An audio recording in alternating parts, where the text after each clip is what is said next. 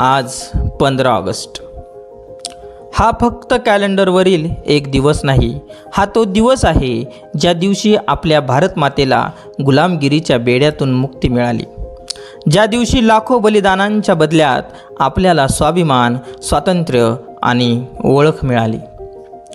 आपण आज मोकळेपणाने श्वास घेतो, आपल्या भाषेत बोलतो, आपल्या स्वप्नांच्या दिशेनं चालतो, पण हा दिवस आपल्याला सतत आठवण करून देतो की हे स्वातंत्र्य सहज मिळालं नाही।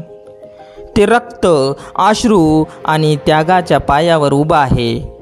गाव असो की शहर, मोठी शाळा असो की झोपडीतला वर्ग, देशभक्ती फक्त भाषणांमध्ये नसते, ती आपल्या प्रत्येक कृतीत दिसली पाहिजे।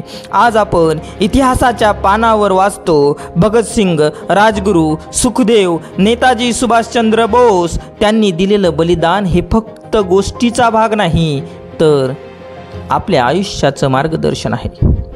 देशभक्ती म्हणजे फक्त ध्वजाला सलाम करणे नाही, तर आपल्या कामात प्रामाणिक राहणे, आपल्या गावाला, समाजाला चांगलं बनवण्यासाठी हातभार लावणे आणि गरज पडली तर देशासाठी निसंकोच उभं राहणे।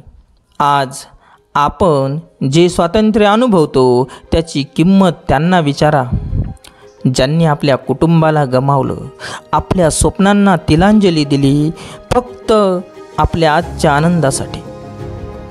चला, या स्वातंत्र्य दिनी आपण एक वचन देऊ, गावातला प्रत्येक रस्ता स्वच्छ ठेवू, शाळेतला प्रत्येक विद्यार्थी शिकेल याची काळजी घेऊ आणि आपल्या भारताला जगातलं सर्वात सुंदर प्रगत देश बनवण्यासाठी आपलं योगदान देऊ।